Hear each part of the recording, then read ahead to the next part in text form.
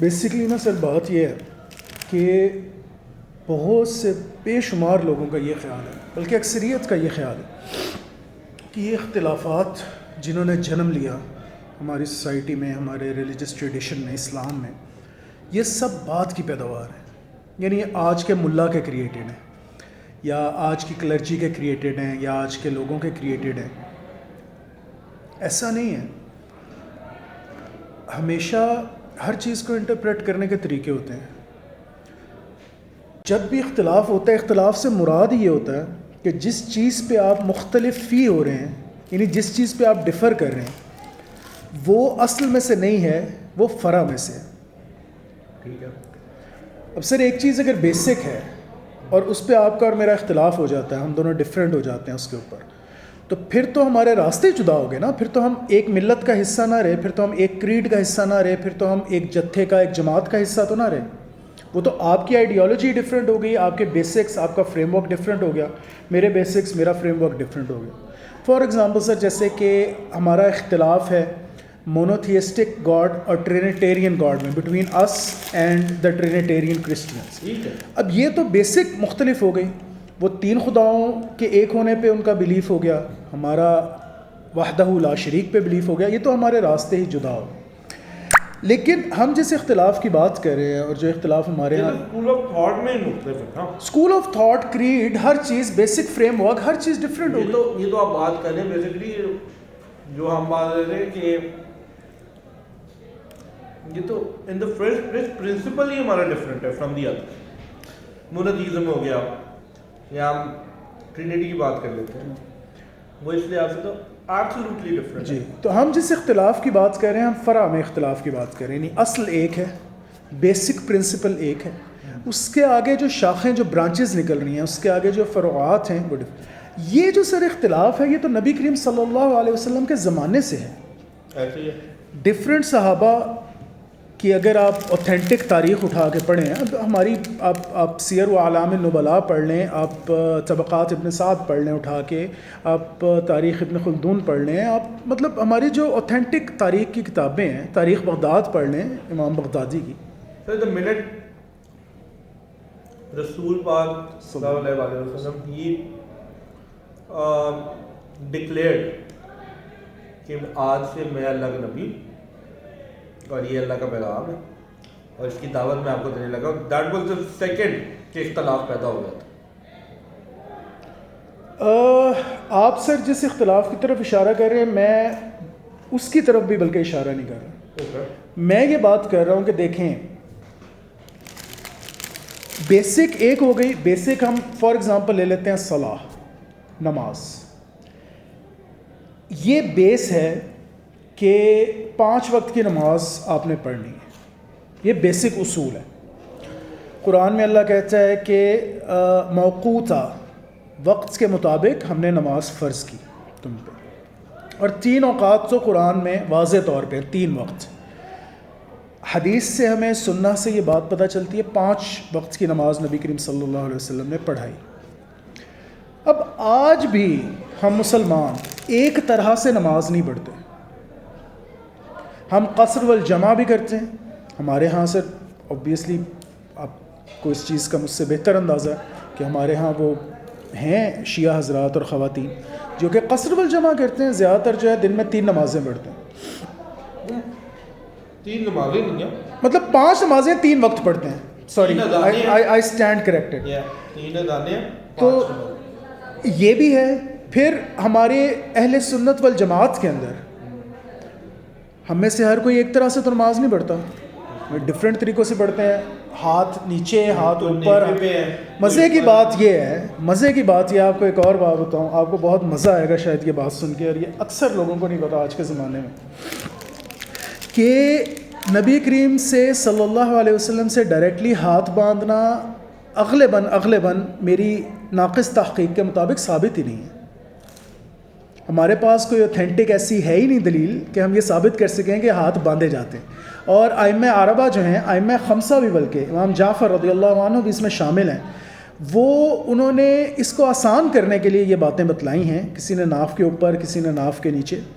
لیکن ہاتھ چھوڑ کے جو نماز پڑھنا ہے، اس کی ہمارے پاس واضح دلیل موجود ہے. یہ حدیث جو ہمارے پاس موجود ہے اوتھینٹک، وہ ہاتھ چھوڑ کے پڑھنے کی، نماز چھوڑ کے پڑھنے کی. I'm not sure about this, sir.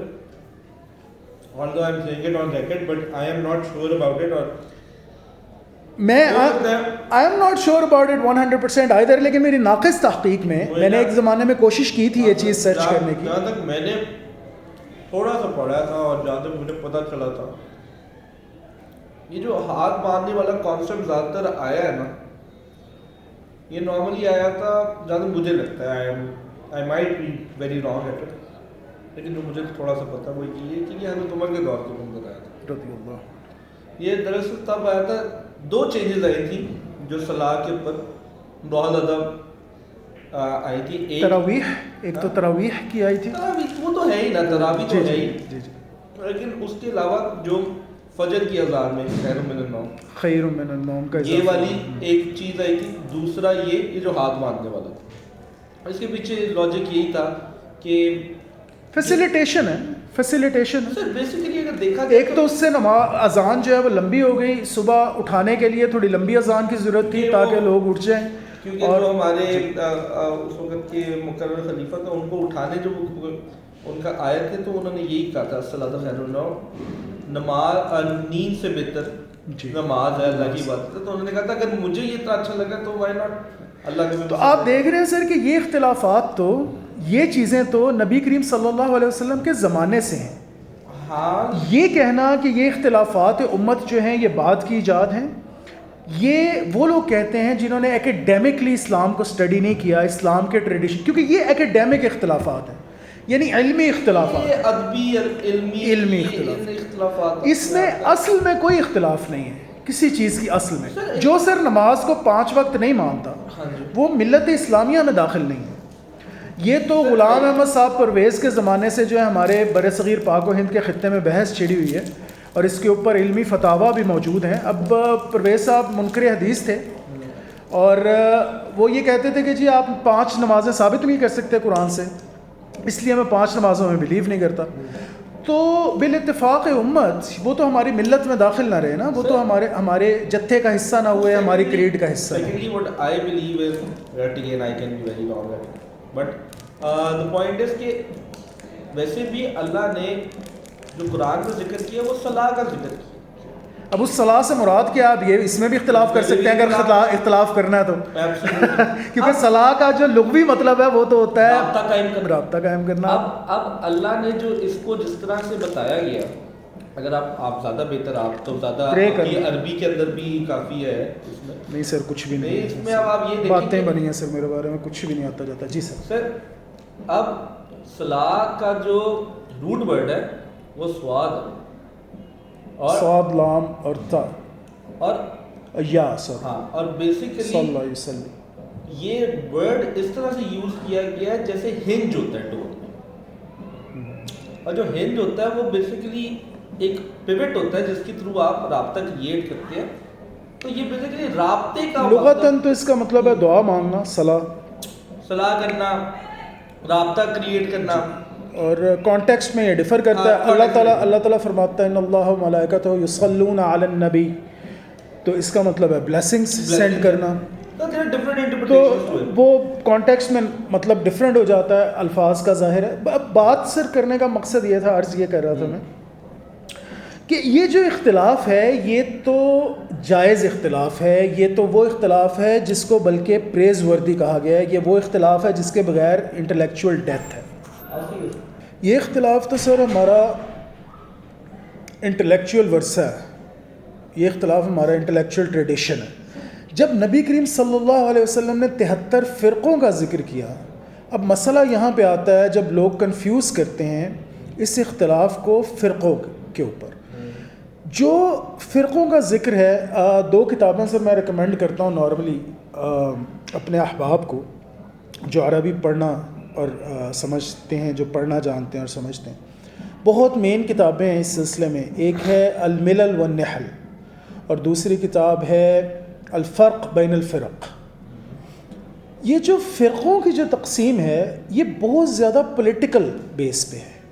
اس کے اندر جو بنیادی عنصر شامل ہے وہ ہے کہ اختلاف کو پکڑنا، ایک اختلاف کو لے لینا اور اس کی بیس کے اوپر اس پورے ایشو کو پولیٹیسائز کر دینا تاکہ آپ پاور گین کر سکیں. بنو امیہ نے یہ کیا, آپ مجھ سے بہتر جانتے ہیں, بنو امیہ نے یہ کیا, ٹھیک ہے. یہ ساری جو گیم چلی ہے یہ پولیٹیکل ہے, اس کا ایکیڈیمیا سے کوئی تعلق نہیں ہے. ٹھیک ہے. اب سر ایکیڈیمکلی اسپیکنگ نبی کریم صلی اللہ علیہ وسلم کے زمانے سے انٹرپریٹیشنز مختلف ہیں. آیات قرآنی کی بھی ڈفرینٹ تفاسیر ہیں جو آپ کو ملتی ہیں صحابہ کے اقوال سے, آثار سے. عبادات کے اندر بھی فروعات میں اختلاف ہے, اور یہ سب جائز ہے, یہ سب ایکیڈیمک ہے. اسی کے اندر سے نا سر ہماری تاریخ کے شروع میں ان ابحاث سے, ان اختلافات سے کچھ برائیوں نے بھی جنم لیا, یعنی انٹلیکچوئل برائیوں. اس کے اندر سے ایک سب سے بڑی جو انٹلیکچوئل خرابی تھی سر جو ہمارے مسلمانوں کے اندر آئی, وہ آئی ٹوٹل میٹیریلزم. کیپٹلزم کو کہتے ہیں. ظاہر ہے اس وقت پھر نبی کریم صلی اللہ علیہ وسلم کی وفات سے جتنا زمانہ گزرتا گیا, ظاہر ہے دور دراز علاقوں میں جب اسلام پہنچا تو وہاں پہ کمزوریاں بھی تھیں, کجیاں بھی تھیں. پیسہ جمع کرنا کس کی خواہش نہیں ہوتی, محلات بنانا کس کی خواہش نہیں ہوتی. میٹیریلزم بہت زیادہ سیپ ان کیا. میٹیریلزم جب بھی آتا ہے کسی معاشرے کے اوپر, اس کا ایک ڈائریکٹ جو افیکٹ ہوتا ہے نا وہ ہوتا ہے کہ لبرل تھاٹ آتی ہے. آپ کے پاس لبرل تھاٹ ہوگی تو آپ پیسہ در پیسہ بنا سکیں گے. اگر لبرل تھاٹ نہیں ہوگی, اگر آپ اسلامک تھاٹ میں رہیں گے, ریلیجس تھاٹ میں رہیں گے, تو پھر تو آپ پیسے کی طرف تو نہیں جائیں گے نا سر. پھر تو نبی کریم صلی اللہ علیہ وسلم کے فرمودات عالیہ پہ آپ اگر عمل پیرا ہوں گے تو آپ دے دیں گے. پھر آپ قرآن کی جب آیات پڑھیں گے اور اللہ تعالیٰ جب اس میں کہے گا کہ یہ لہو اور لعب ہے اور یہ دنیا ہے اور یہ بڑی گھٹیا ہے اور لعنت ہے, تو پھر تو آپ اس طرف نہیں جائیں گے.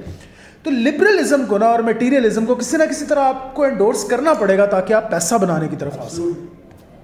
اس کا سر ایک جو ڈائریکٹ ریپرکشن ہوا ہے ایکیڈیمیا کے اوپر اور ہمارے انٹلیکچوئل ٹریڈیشن کے اوپر, وہ ہوا معتزلائٹس کی صورت میں.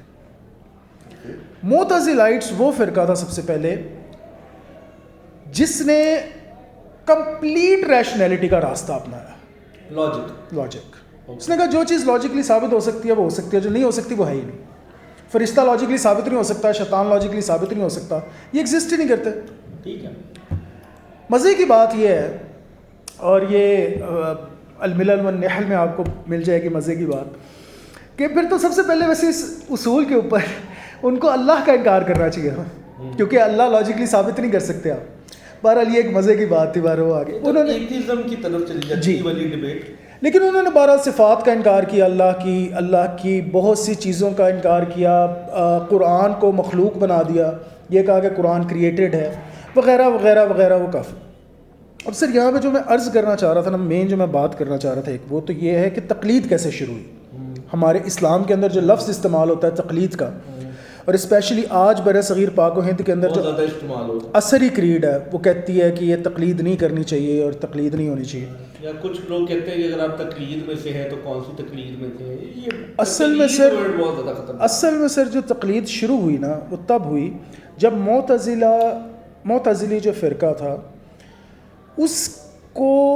اس کا جواب دینے کے لیے جب پیپل لائک امام الشافعی اور اس کے بعد عشائرہ اور ماتریدیہ, یہ لوگ جب اٹھے اور انہوں نے ایکیڈیمک سٹرگل کی, انٹلیکچوئل سٹرگل کی, تو اسلام کے اندر جو تقلید ہے اس کی داغ بیل یہاں سے پڑی. یہ 1 منٹ اگر میں آپ کے وقت کا لوں اور آپ کو صرف یہ ایک بات ایسی پتہ ہے کہ انشاءاللہ آپ بھی کہیں گے کہ واقعی ذرا اس طرح نہیں سمجھا گیا کبھی. سر یہ ہے ہائیلی فلسافیکل چیز.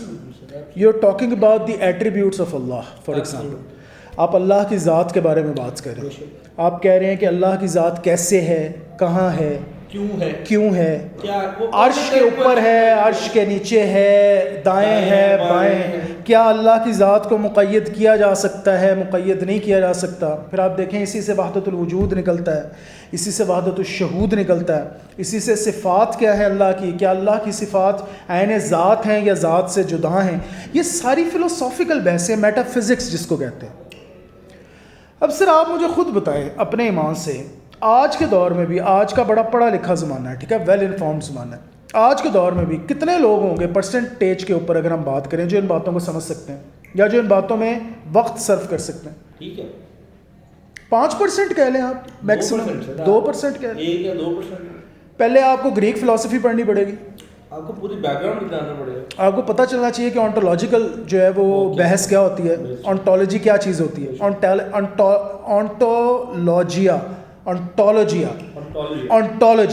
آنٹولوجیا کو آپ پڑھیں گے، پہلے آپ سمجھیں گے کہ یہ کس بلا کا نام ہے، پھر اس کے بعد آپ اسلامک کریڈ کی طرف آئیں گے، پھر یہ سارے مباحث جو مسلمانوں نے جس طریقے سے منطبق کیے، جس طریقے سے کیے سارے، پھر فصوص الحکم آپ پڑھیں گے. تو یہ ساری چیزیں آپ کو پڑھنے کے لیے وقت چاہیے، اور خاصا وقت چاہیے، اس کے لیے تھوڑا نہیں خاصا وقت چاہیے. تو کتنے لوگ ہیں سر جو آج کے زمانے میں بھی پڑھ سکتے ہیں؟ بہت کم لوگ. پہلی بار اس طرح کوئی پیشنس اور ٹالرنس ہی نہیں ہے کہ پڑھ سکتے. ٹالرنس نہیں ہے. پھر یہ بات سمجھنے کے لیے، اگر یہ بات آپ سمجھنا چاہ رہے ہیں، مثلاً ایک چھوٹی سی بات سر آج اگر میں سمجھاؤں کسی کو کہ وحدت الوجود کیا ہے، تو مجھے کتنا ٹائم لگ جائے گا؟ مجھے کافی دیر لگ جائے گی. پہلے مجھے یہ ڈیفائن کرنا پڑے گا کہ ایگزسٹنس کیا ہے اللہ کی. آپ اللہ کی ایگزسٹنس کو مانتے کیسے ہیں؟ کیا آپ اللہ کی ایگزسٹنس کو مقید مانتے ہیں یا آپ اللہ کی ایگزسٹنس کو غیر مقید مانتے ہیں؟ اگر آپ غیر مقید مانتے ہیں تو پھر اللہ کے سوا کسی کا وجود ہو کیسے سکتا؟ اللہ کے وجود کو کہیں پہ آپ قید کریں گے، کہیں پہ روکیں گے تو کوئی اور وجود شروع ہوگا. اب یہ بات جب میں نے کر دی تو یہ تو ابتدا ہے وحدت الوجود کی، اصل مباحث تو اس کے بعد شروع ہوتے ہیں. تو عرض کرنے کا مقصد یہ ہے کہ بہت لمبی چوڑی بحث ہے، بہت لمبا چوڑا اس کے اندر تعلم ہے، بہت لمبے چوڑی ایکیڈیمک سٹرگل ہے. تقلید یہاں سے شروع ہوئی جب عام مسلمانوں نے ان علماء کے کام کو پڑھ کر اپنانا شروع کیا. اب ایک عام مسلمان ہے، اس کو آپ نے یہ تو بتانا ہے نا کہ آپ نے معتزلہ کی طرف جانا ہے یا آپ نے اشاعرہ کی طرف جانا ہے، ماتریدیہ کی طرف جانا ہے. مطلب آپ نے کیا بلیو کرنا ہے کہ شیطان ایگزسٹ نہیں کرتا، فرشتہ ایگزسٹ نہیں کرتا، یا آپ نے یہ بلیو کرنا ہے کہ کرتا؟ تو آپ کا کہنے کا مطلب ہے بیسکلی ان کی اصلاح کرنے کے لیے نہیں. اس کے علاوہ آپ مجھے بتائیں راستہ اور کیا ہے؟ ایک عام بندے کو تو آپ پھر یہی بتا سکتے ہیں نا، یار فرشتہ ہے، میری بات مان لو، میں نے تحقیق کی ہے، یہ کتاب میں نے لکھی ہے، یہ کتاب پڑھی ہوئی ہے یہاں پہ، آپ اگر کبھی پڑھ سکو تو پڑھ لینا، کبھی اگر پڑھ سکو، اگر اتنی توفیق آپ کو ملے، اتنا ٹائم ملے، اتنا آپ کے پاس وقت ہو. تقلید کا کانسیپٹ ہے، ہاں اصلاً تقلید کا کانسیپٹ یہ ہے، اور شروع جہاں سے ہوئی کہ میں نے ذمہ داری لی، میں کہ ذمہ داری اٹھائی انہوں نے کہ جی ہم نے ایکیڈیمک ورک کیا ہے، اور یہ ہماری ٹریٹیز اویلیبل ہے. ایسا نہیں ہے کہ ہم نے کوئی ڈھکے چھپے کیا ہے بیہائنڈ کلوز. ریسرچ کر سکتے ہیں، آپ اس کو پڑھ سکتے ہیں، لیکن آپ چونکہ پڑھنے کی استطاعت نہیں رکھتے، آپ اپنے باقی کاموں میں مشغول ہیں، آپ ٹیکنوکریٹ ہیں. فار ایگزامپل ایک بندہ جو بایولوجیکل سائنٹسٹ ہے، کیا بایولوجسٹ جس کو کہتے ہیں، بایولوجسٹ ہے، اب اس نے ساری عمر اپنی کھپائی ہے بایولوجیکل آرگنزمس کو اسٹڈی کرنے میں. اس سے آپ ایکسپیکٹ بھی نہیں کر سکتے یار کہ وہ تھیولوجی پڑھے گا 10 سال. مطلب آپ اس سے کیا ایکسپیکٹ کرتے ہیں کہ وہ اپنا سارا کام چھوڑ کے تھیولوجی پڑھنے بیٹھ جائے؟ وہ ایک معاشرے کا بڑا اہم حصہ ہے، معاشرے کے اندر بڑی کنٹریبیوشن کر رہا ہے. وہ جو کام کر رہا ہے وہ کام ہمیں چاہیے. وہ میڈیسن بنا رہا ہے، وہ میڈیسن ایجاد کر رہا ہے، پینسلین بایولوجسٹ نے ایجاد کی، یہ ساری سائنٹیفک ریسرچ ہے. اس کا اپنا کام ہے یار، وہ اپنا کام کرے. اس کام میں ہم اس کے مقلد ہیں. اب سر آپ کو اور مجھے تو نہیں پتا کہ اینٹی بایوٹکس کیسے عمل کرتی ہیں ایگزیکٹلی، ان کا سیل کے اوپر کیا کس طرح سیلولر لیول پہ جا کے کیا افیکٹ ہوتا ہے کیا نہیں ہوتا. ہمیں تو سر ڈاکٹروں نے کہا کہ جی آپ آگمنٹن کھا لیں، آپ کا اگر گلا خراب ہے، اگر آپ کو RTI ہے، ریسپریٹری ٹریکٹ انفیکشن ہے، تو آپ آگمنٹن کھائیں. اب سر کیا یہ تقلید نہیں ہے؟ آنکھیں بند کر کے بغیر کسی تحقیق کے بات ماننا نہیں ہے؟ یہ ہے نا. اپنے موضوع کے اندر انہوں نے تحقیق کی، ہم ان کے مقلد ہیں، ہم ان کی تقلید کرتے ہیں. اسی طریقے سے جو کام تھیولوجیشنز کا تھا وہ انہوں نے کیا. اب ایک سائنٹسٹ اٹھ کے وہ ساری محنت تو نہیں کر سکتا، تو اس کو وہاں پہ تقلید کرنی پڑے گی نا، اس کو ماننا پڑے گا. پھر آنکھیں بند کر کے اس کو کہنا پڑے گا کہ ٹھیک ہے ابو موسیٰ اشعری، میں آپ کی بات پہ یقین کرتا ہوں، اعتبار کرتا ہوں کہ آپ نے اس بات پہ تحقیق کی ہے، آپ کے جو عقائد ہیں مجھے درست محسوس ہوتے ہیں، معلوم ہوتے ہیں. آپ اگر یہ کہہ رہے ہیں کہ یہ چیز ایسے ہے اور اس کو یوں ماننا چاہیے تو میں مان لیتا ہوں. یہ تقلید ہو جائے گی. یہاں سے سر ابتدا ہوئی تقلید کی اسلام. اور اس موضوع کو سمیٹتے ہیں کیونکہ یہ ویسے بات چیت ہماری ماشاءاللہ بڑی لمبی چلے گی جیسے نارملی چلتی ہے، لیکن اس موضوع کو سمیٹتے ہیں. بات سر ہم یہاں پہ یہ کر رہے تھے کہ یہ جو منطق شروع ہوئی، جو لاجک شروع ہوئی، اس کا ایک اثر آیا اہل الکلام کے ہاں. اہل الکلام موسٹلی معتزلائٹس ہی تھے، لیکن یہ معتزلائٹس کے اندر سے بھی ایک وہ اسپیشلائزڈ گروپ تھا جس نے حدیث کا بھی انکار کر دیا. ٹھیک ہے. اس نے کہا کہ قرآن صرف قرآن صرف قرآن. ٹھیک ہے. انہوں نے کہا کہ جو حدیث ہے یہ اللہ کا کلام نہیں ہے، وحی نہیں ہے، اور یہ پراپر پریزروڈ بھی نہیں ہے. اس کے اندر مسئلہ مسائل بھی بے شمار ہیں، ضعفاء ہیں، منکرین ہیں، موضوعات ہیں، تو ہم اس کو نہیں مانتے.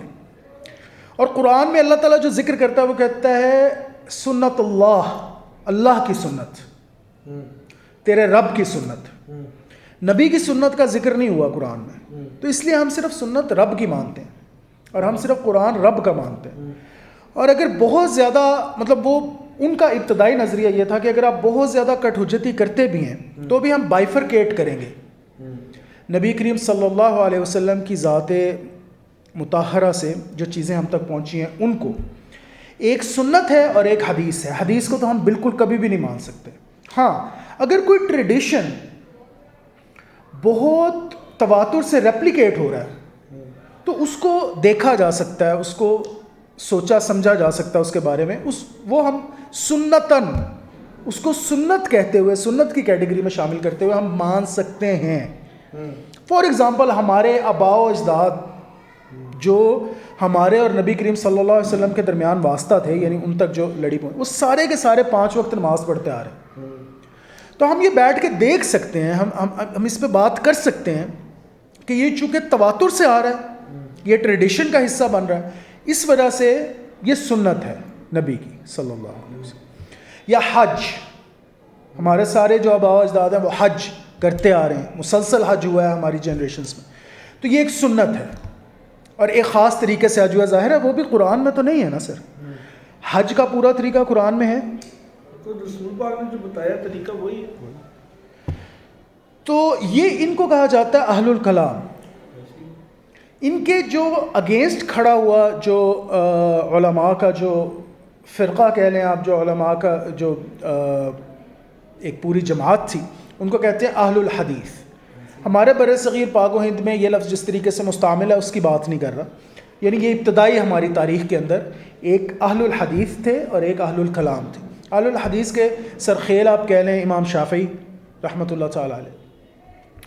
تو ان دونوں کے اندر مین بحث یہ چھڑی. آپ اگر وہ رسالہ جو ہے امام شافعی کا اٹھا کے پڑھیں تو اس میں وہ جو احاد کا ذکر کرتے ہیں اور علم الخاص اور علم العام کا ذکر کرتے ہیں، اور یہ جو ساری وہ بحث کرتے ہیں احاد کیا ہوتی ہیں، مناکیر کیا ہوتی ہیں، متواتر کیا ہوتی ہیں حدیث، یہ اسی لیے وہ بحث کر رہے ہیں تاکہ وہ جواب دے سکیں اہل الکلام کے ان شبہات کا جو وہ حدیث پہ اٹھاتے ہیں.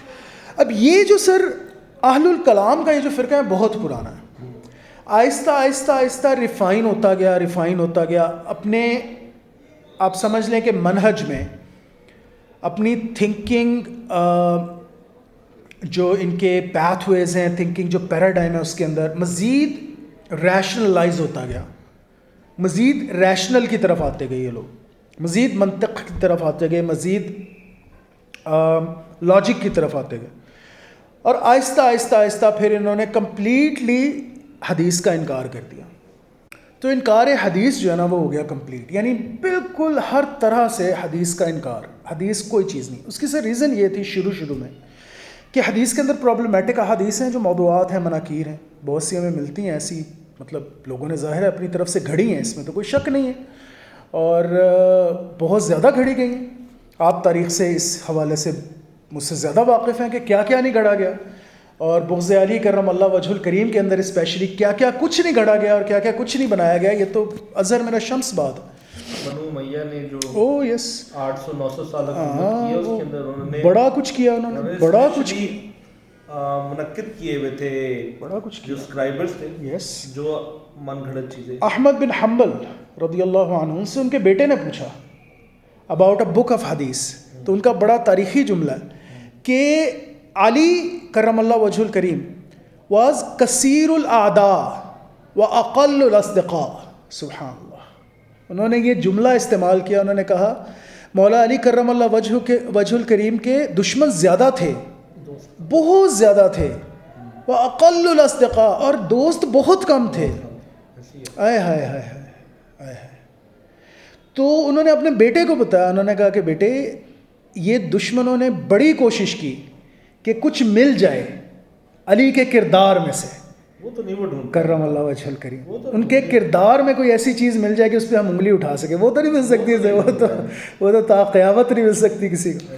تو انہوں نے پھر ملائن کرنے کی کوشش کی. تو یہ تو اظہر من الشمس ہے, یہ تو مطلب کتب بھری پڑی ہیں, اور مودودی صاحب کا اس لحاظ سے میں سمجھتا ہوں کارنامہ ہے. انہوں نے وہ جو خلافت و ملوکیت کتاب لکھی, بہت بولڈ قدم تھا اس زمانے میں, اور وہ کتاب آج بھی ایک بنیادی کتاب کی حیثیت رکھتی ہے اگر اس موضوع کے اندر کوئی بندہ انٹرسٹڈ ہے.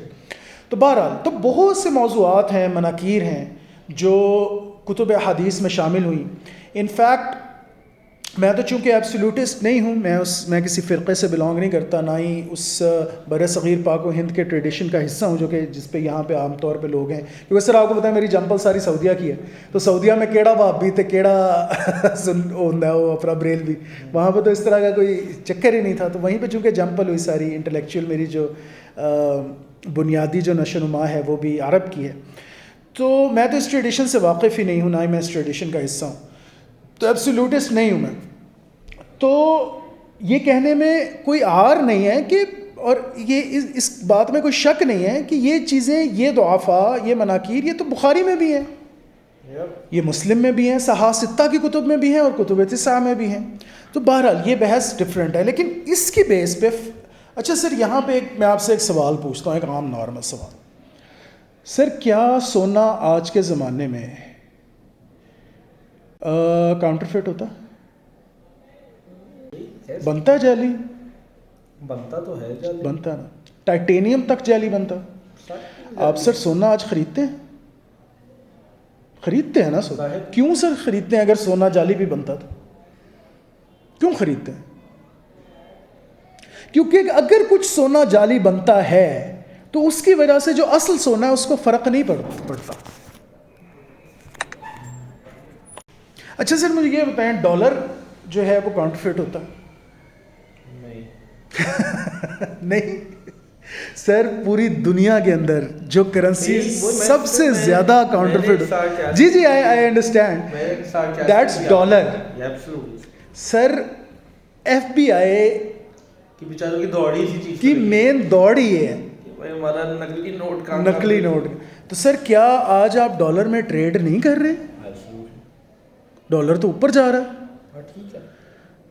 اس کی وجہ کیا ہے؟ اس کی وجہ یہ ہے کہ نقل سے اصل پہ فرق نہیں پڑتا. یہ بہت کوئی بودھی قسم کی اور نان سیکویٹر قسم کی اور کیا آسما الفارق قسم کی دلیل ہے کہ جی چونکہ یہ پرابلمز ہیں کینن آف حدیث کے اندر, چونکہ موضوعات ہیں, چونکہ مناکیر ہیں, چونکہ ضعفاء ہیں, اس وجہ سے ہم کینن آف حدیث میں بلیو نہیں کر سکتے.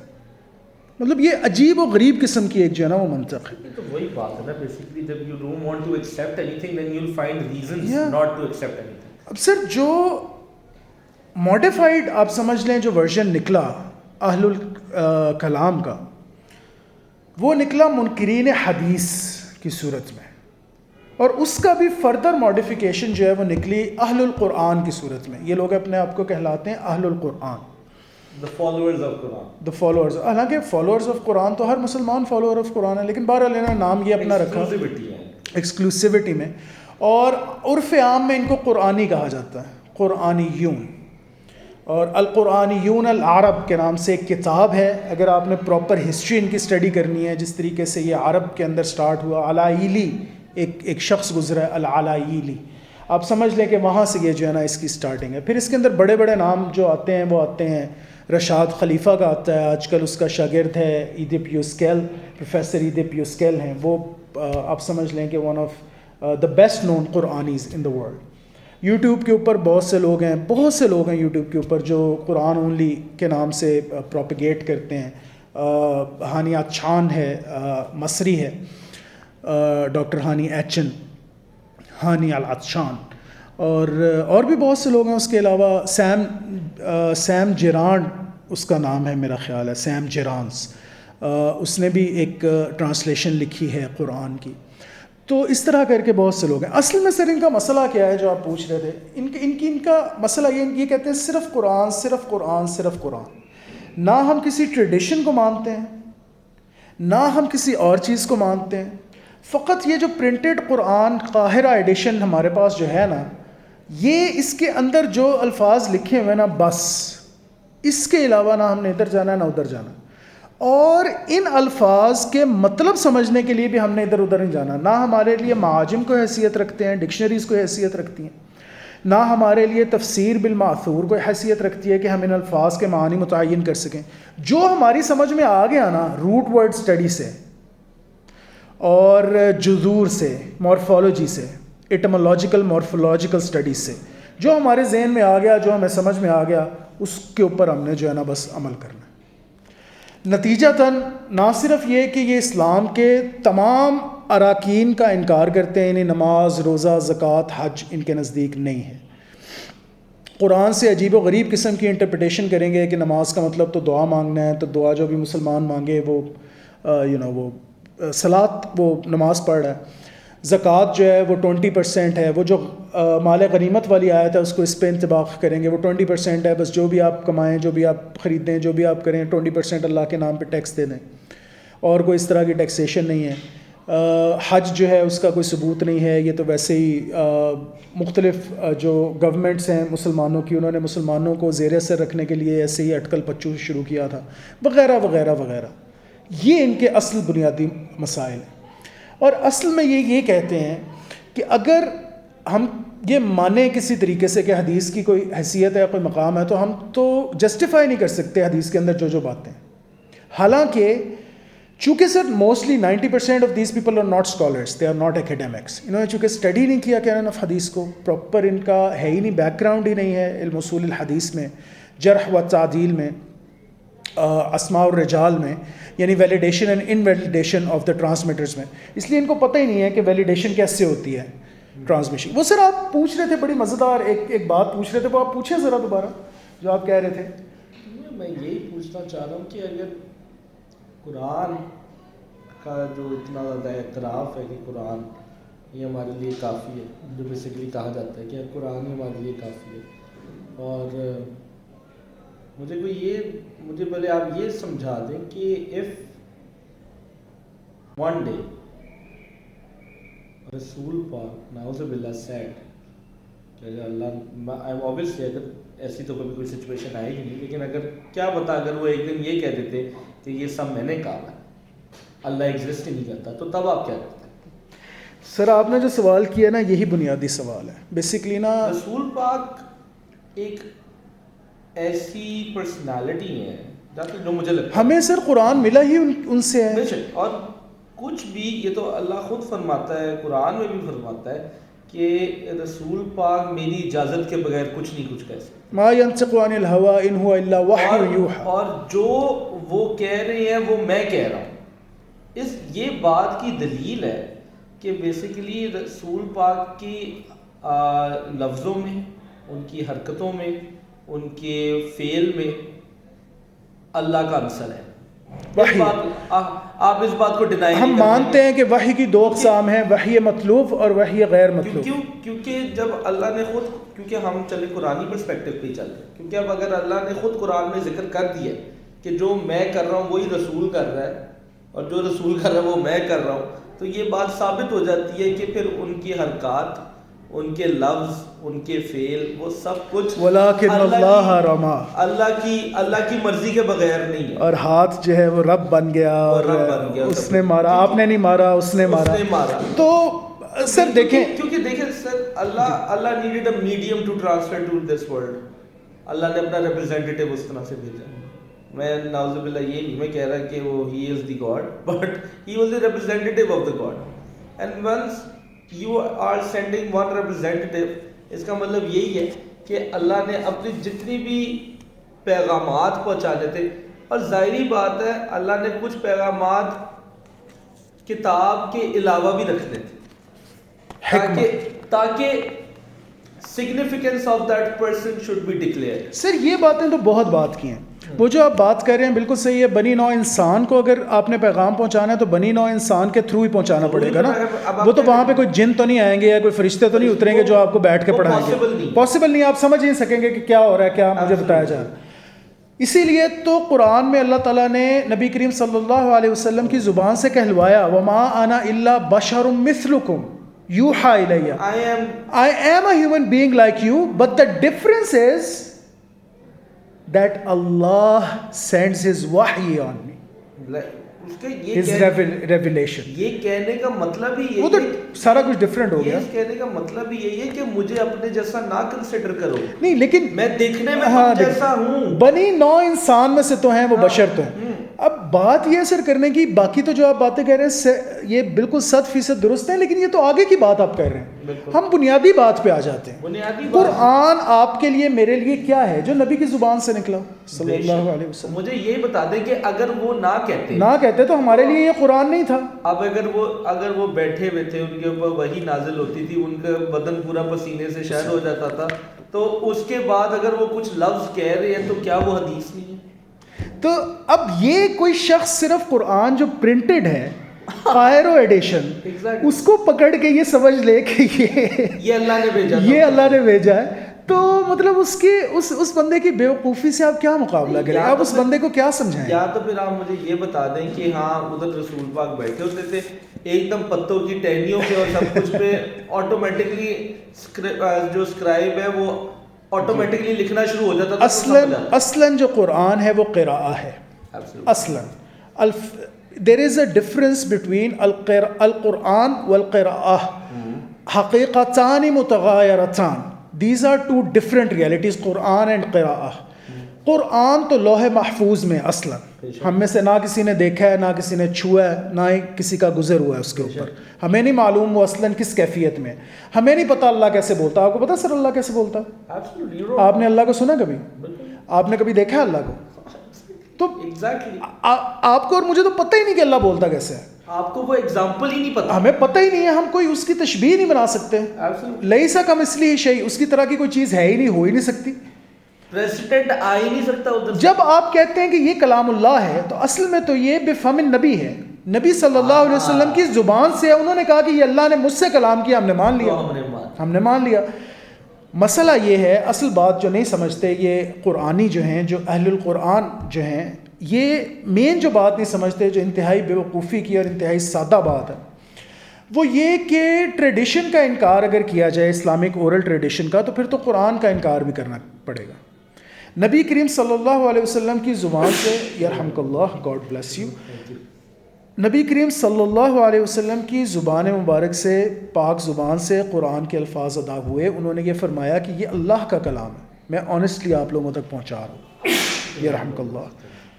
یہ اصلاً قراءہ ہے, اصلاً اورل ہے.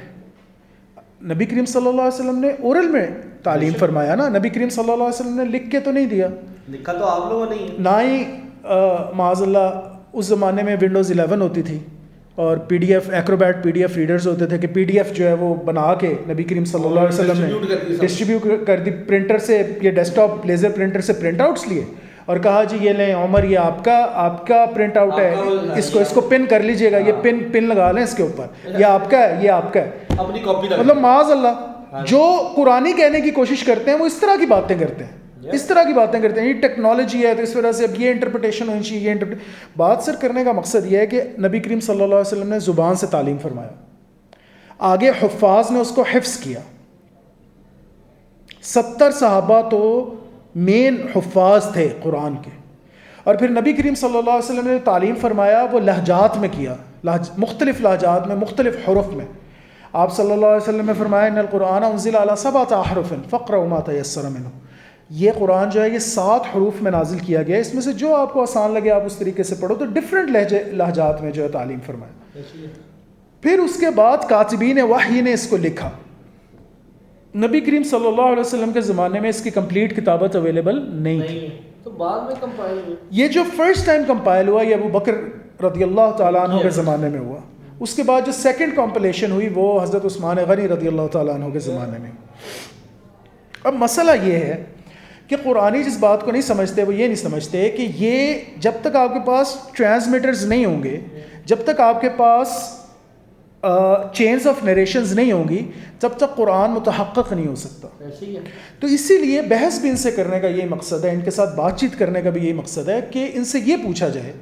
فار ایگزامپل جیسے میں آپ کو اس بندے کی بات بتا رہا تھا جس سے اب بات ہونی ابھی دوبارہ, کہ یہ بتائیں, آپ باقی باتیں چھوڑیں, باقی باتوں پہ چلیں, آپ کے ساتھ بحث برائے بحث پہ ہم مان لیتے ہیں, جی سارا کچھ آپ کا مان لیا, جو آپ کہہ رہے ہیں ہم نے مان لیا, سائڈ پہ کرتے ہیں اس بات کو.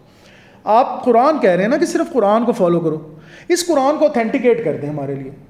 آپ بتائیں کہ یہ بک جو آپ کہہ رہے ہیں فالو کرو, قرآن جس کا نام ہے, یہ اوتھینٹک کیسے ہے؟ یہی بات یعنی کیا دلیل ہے؟ پریزرویشن اس کی جو ہے نا اس کی میتھڈالوجی بتا دیں. تو یہ اصل سوال ہے. اب سر ایک بس بات کر کے انشاءاللہ یہ میٹنگ ختم کرتے ہیں. یہ اپنی بڑی زبردست ہماری جو ڈسکشن ہوئی انشاءاللہ ماشاءاللہ. تقلید اصلاً عقیدے کے مسائل اور بہت گنجلک مسائل کی عوام تک رسائی سے شروع ہوئی. تقلید کہ عوام نے وہ جو فلسافیکل پرابلمس تھے, چونکہ اتنا تعلم ہر کسی کے بس کا کام نہیں ہے, اتنی ایکیڈیمک جد و جہد, ان کو مانا, ان کانسیپٹس کو, اور کسی کی تحقیق پہ بیس کر کے مانا, تو ایک قسم کا ان کا مقلد بن گئے. یہ پھر آگے ڈرل ڈاؤن ہوئی in law and jurisprudence as well, کیونکہ وہ بھی ہائیلی ایکیڈیمک سبجیکٹس ہیں. اب سر میں آپ سے پوچھتا ہوں, آپ بائی پروفیشن وکیل ہیں, ایک مقدمہ لگتا ہے, مطلب اللہ تعالیٰ بچائے کورٹ کچہری سے, لیکن سپوز ایک مقدمہ لگتا ہے, میں آپ کو سر جی کہتا ہوں کہ آپ میرے ریپریزنٹیٹو ہیں. اب آپ مجھے کہیں گے چیمہ صاحب یہ جو ہے نا یہ 512 ہے, 300 صاحب ایسے ہی رینڈم میں نمبرز بتا رہا ہوں, 128 ہے, تو میں آپ سے کیا کہوں گا کہ نہیں سر پہلے مجھے یہ بتائیں کہ یہ 128 ہوتا کیا ہے اور یہ لگتا کیسے ہے. تو آپ کہیں گے کہ چیمہ صاحب تسی خود لا کر لینا سی, تسی منو کیوں اس معاملے چ ایویں جڑا انوالو کیتا. میں آپ سے سر یہ پوچھنے بیٹھ جاؤں گا اگر میں آپ کو ریپریزنٹیشن کے لیے لے کے جاؤں گا عدالت میں, تو کہ یہ کیوں ہے اور یہ کیسے, کیا میں آپ کا مقلد نہیں ہوں گا وہاں پہ؟ آپ یہ مجھ سے پوچھ سکتے ہیں لازمی کہ ہاں یہ کیوں ہے کیسے ہے, تاکہ مجھے بھی اپنی نالج کے لیے ہو. ہاں مطلب جنرل نہیں پوچھ, میں تو جو پوچھ سکتا ہوں جنرلی پوچھ سکتا ہوں نا. مجھے تو جورسپروڈنس کی, آپ کی جورسپروڈنس کی ٹرمز بھی نہیں آتی ہوں گی. ویسے مجھے آتی ہے, میں نے تھوڑا سا لا اسٹڈی کیا, لیکن میں ایک بات کر رہا ہوں کہ مجھے آتی بھی نہیں ہوں گی سر. میں تو لے مین پرسپیکٹو. تو یہ جو مذاہب خمسہ ہیں, ان کی جو لا اور جورسپروڈنس کی جو شقیں ہیں, جو ان کی انٹرپریٹیشنز ہیں, اگر کوئی مسلمان ان کو مان لیتا ہے تو وہ بھی تقلید کہلائے گی, اور اس میں کوئی شرعن حرج نہیں ہے, کوئی مسئلہ نہیں ہے. کیا یہ فرض ہے مسلمان پہ؟ نہیں. کیا اس کے بغیر مسلمان نہیں رہے گا؟ نہیں. اب یہ دکانداری کی بات آ جاتی. اس کو تقلید کو جس چیز نے بدنام کیا وہ بدنام کیا دکانداری نے, کہ بریلوی حنفی, اب آپ نے اسی فرقے میں رہنا ہے اور آپ نے اسی فرقے کو چندہ دینا ہے, اسی فرقے کے مولویوں کو سننا ہے, اسی کے آپ نے خطابات آپ نے جو ہے وہ اٹینڈ کرنے. مسئلہ روٹی کا آ گیا. اگر آپ تعلم کے لحاظ سے دیکھیں, علم کے لحاظ سے دیکھیں, تو ایک عالم کی ایک معلم کی, ایک عالم کی تحقیق کو مان لینے میں شرعن تو کوئی حرج نہیں ہے. اگر وہ کہہ رہا ہے کہ میں نے تحقیق کی ہے, آپ اگر کر سکتے ہیں میرے لیول کی, تو یہ میری کتاب ہے, یہ میری تحقیق ہے, ساری لکھی ہوئی ہے, اس کو پڑھ لو یار. تحقیق اس نے کر لی اور وہ کلیم کر رہا, تو پھر برڈن آف پروف. لیکن اور لیکن آپ پڑھ نہیں پا رہے, آپ کو عربی نہیں آتی, آپ تو پڑھ نہیں سکتے وہ کتب, آپ پڑھ بھی نہیں پا رہے, اور آپ تنقید بھی کر رہے ہیں, اور آپ کہہ رہے ہیں ہم نے تقلید بھی نہیں کرنی. مجھے حیرانی سر سب سے زیادہ ان لوگوں پہ ہوتی ہے جو یہ کہتے ہیں ہم تقلید نہیں کرتے, ہم مقلد نہیں ہیں, اور ترجمے سے قرآن پڑھ رہے ہوتے ہیں. اگر آپ قرآن کو, اس کی لینگویج کو, فصحیٰ میں ہے, وہ فصحیٰ میں ہے, اتستطیع ان تتکلم باللغة الفصحى العربیہ, فصحیٰ لینگویج میں ہے وہ. اگر آپ وہ پڑھ کے نہیں سمجھ پا رہے, تو آپ جو ترجمہ پڑھ رہے ہیں آپ تقلید کر رہے ہیں نا اس کی, جس نے ترجمہ کیا. آپ مترجم کی تقلید نہیں کر رہے. آپ مترجم کو ملے ہیں کبھی جس نے وہ ترجمہ کیا قرآن کا؟ آپ نے کبھی اس سے بیٹھ کے پوچھا یہ کیوں کیا تو نے ایسے؟ وہ اندھا دھند یقین ہی ہے، اندھا دھند یقین ہے نا آپ کو کہ بھائی یار یہ ٹرانسلیشن ٹھیک کہ ہوگی. یہ ٹرانسلیشن ٹھیک ہے. مودودی صاحب نے کی، اچھا جی مودودی صاحب کی ٹرانسلیشن پہ مجھے کہ میں پڑھ تو لوں. یہ تقلید آپ مقلد ہو گئے مودودی صاحب کے، کہ آپ نے تقلید نہیں کی مودودی صاحب کی؟ پرنسپلی آپ کی بات یہ مجھے بہت حیرانی ہوتی ہے. یہ مسئلہ سارا آتا ہے سر علم کا اور جہل کا. یس، یعنی اب جو میرے بچے بھی جو مجھ سے آگے ملتے ہیں، جب وہ انٹرمیڈیٹ لیول پہ ہوتے تھے، جب وہ بیچلرز لیول پہ ہوتے تھے، تو وہ یہ بحث کرتے ہوتے تھے مجھ سے. آج ان میں سے کچھ وہ ہیں جو پوسٹ ڈاکٹورل فیلوز ہیں. وہ جب ملتے ہیں نا تو وہ خاموش ہوتے ہیں کیونکہ انہیں پتہ چل جاتا ہے. ظاہر جب آپ پڑھتے ہیں، جب آپ کو علم آتا ہے، پھر آپ کو پتہ چل جاتا ہے کہ یار آپ نے تو اس بحر عمیق میں، اس اتنے بڑے سمندر میں انگلی تک نہیں ڈبوئی. اور آپ کیوں بول رہے ہیں؟ انگلی بھی نہیں. 90% آف دا ٹائم تو آپ تقلید ہی کر رہے ہیں. جو دوسرے کام کر کے گئے ہیں آپ اس کو دیکھ رہے ہیں، آپ اس سے سیکھ رہے ہیں. You're basically following the precedents. تو اللہ تعالیٰ سر ہماری ڈسکشنز کو ہمارے لیے اور سب کے لیے نفع کا باعث بنائے. آمین.